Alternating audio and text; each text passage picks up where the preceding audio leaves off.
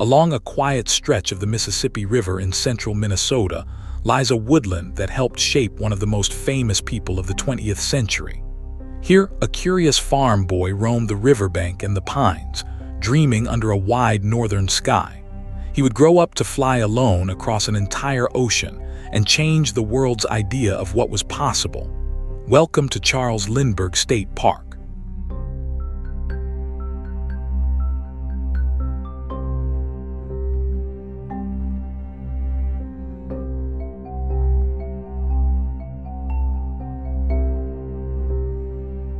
We are just outside the town of Little Falls in central Minnesota, on the west bank of the upper Mississippi River. This is river country, where the great stream is still young and narrow, winding between wooded banks. Pike Creek runs down through the park to join the Mississippi, and all around spreads a landscape of oak, pine, and floodplain forest.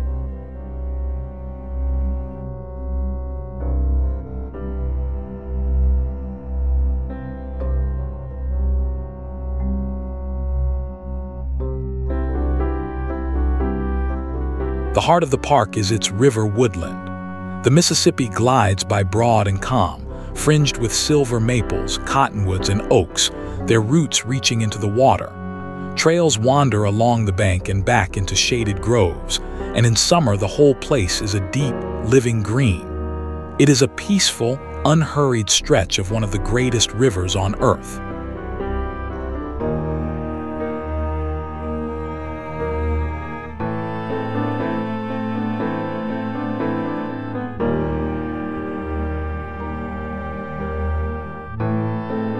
Threading through the park is Pike Creek, a small clear stream that tumbles down to meet the Mississippi.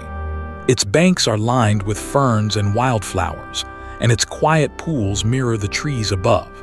It was along waters just like these that a young boy once fished, waded, and explored, learning the patient rhythms of the outdoors that would stay with him for life.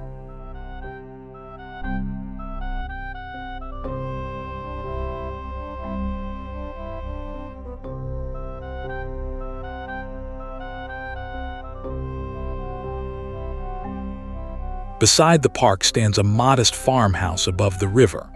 This was the boyhood home of Charles Lindbergh, where he spent the summers of his youth.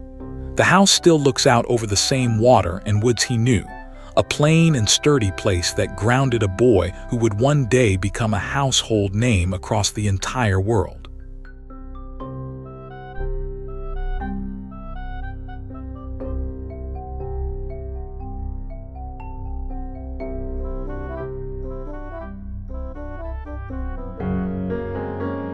The land had belonged to his family.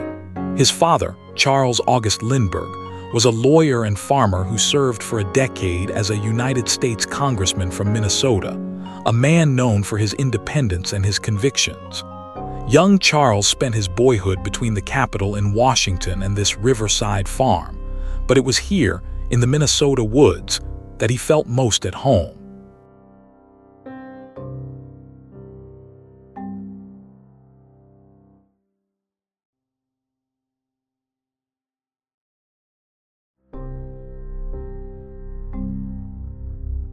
And what a place it was to be a boy. He roamed these woods and riverbanks freely, tinkering with machines, watching the water and gazing up at the sky. He grew fascinated by engines and motion, by the idea of speed and distance.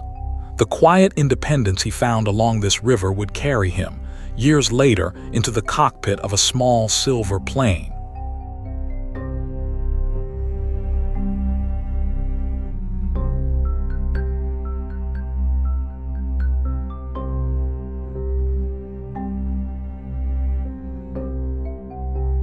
In 1927, that boy from the Mississippi River did something the world had thought impossible.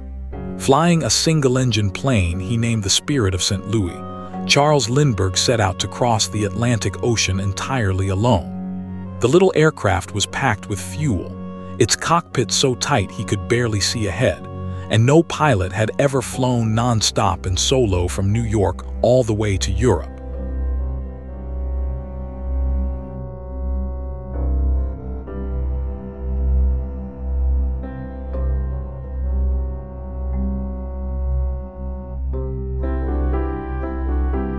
For more than 33 hours he flew, alone above the endless gray sea, fighting sleep, ice, and fog with nothing but his instruments and his nerve.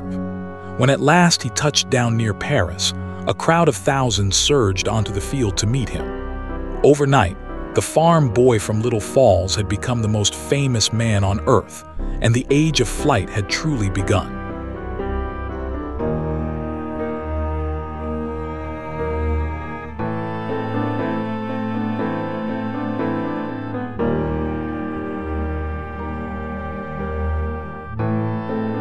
The family never forgot this river. In 1931, the Lindberghs gave their land beside the Mississippi to the people of Minnesota, so that its woods and waters would be protected forever. It became one of the earliest state parks in Minnesota, a living memorial to the family and to the quiet countryside that had raised a boy who reached for the sky.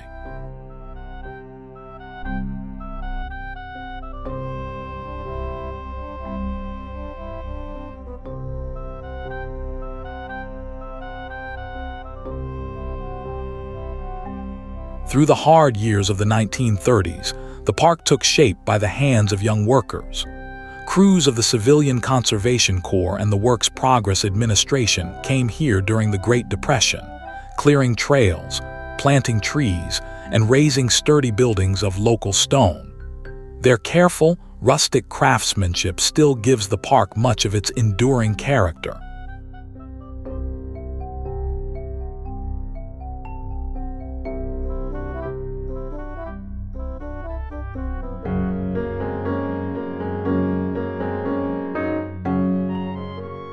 Their finest legacy is the park's rustic stone water tower, along with shelters and picnic structures built low and solid from rough granite. These handsome works of the 1930s seem to grow straight out of the ground, blending stone and forest in a style meant to honor the land rather than overpower it. They are monuments to a generation that built to last.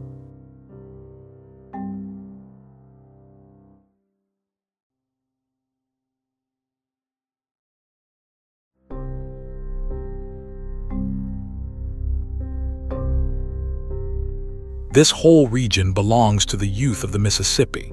Not far to the north, the great river is born as a small stream trickling from a northern lake, and here at Little Falls it is still slender and clear, far from the mighty waterway it becomes downstream. To walk these banks is to meet the Mississippi in its early, gentle chapter.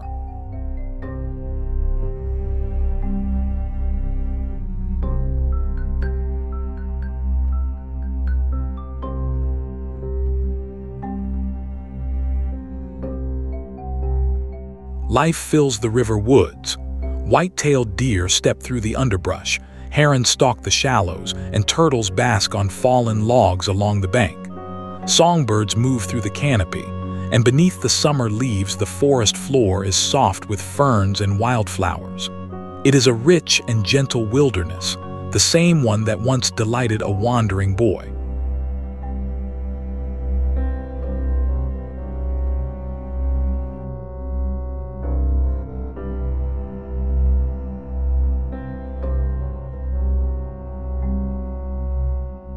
And so this small park holds two treasures at once. It is a place of real natural beauty, of river, forest, and stream in the heart of Minnesota, and it is a place of American history, where the roots of a world-changing journey run deep into the soil. Few quiet woodlands carry a story that reaches so far across the sky.